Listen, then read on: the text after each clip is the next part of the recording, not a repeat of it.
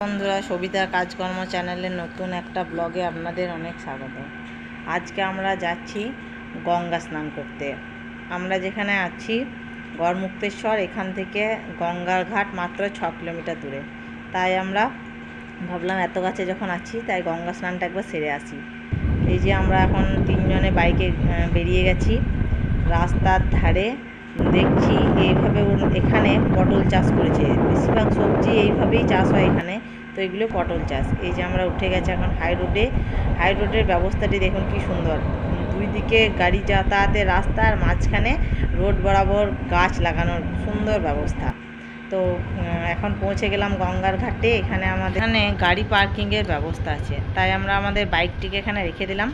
আর এই যে তার পার্কিংয়ের পাশেই গড়ে উঠেছে নানান দোকানপাট, রেস্টুরেন্ট।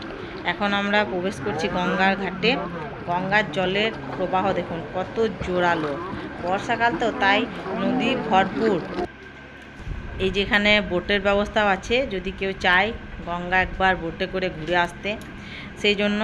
তো আমরা এইসব না করে সোজা চলে গেছি স্নান করতে। এই যে আকাশ স্নান করছে, আমরাও আছি। আমার জলের প্রবাহ সেদিন ছিল খুব বেশি, তাই এরকম বাঁশ দিয়ে আড়াল করে দিয়েছে স্নান করা জায়গাটিকে। যদি কেউ বাড়ির জন্য গঙ্গা জল নিয়ে আসতে চায়, তার জন্য দেখুন কি সুন্দর এখানে জারে ভরে জল বিক্রি হচ্ছে, আবার খালি জারও বিক্রি হচ্ছে। দিয়ে এসেছি গঙ্গার ঘাট থেকে, এখন হাই রোডের পাশ ধরে বাড়ি ফিরছি। তো দেখুন রাস্তার ধারে কি সুন্দর দোকানপাট।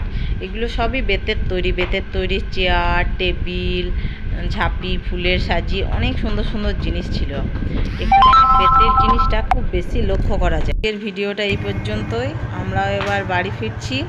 যদি ভিডিওটি ভালো লাগে, লাইক, কমেন্ট, শেয়ার, সাবস্ক্রাইব অবশ্যই করে দেবেন। তবে আবার নতুন একটি ব্লগে।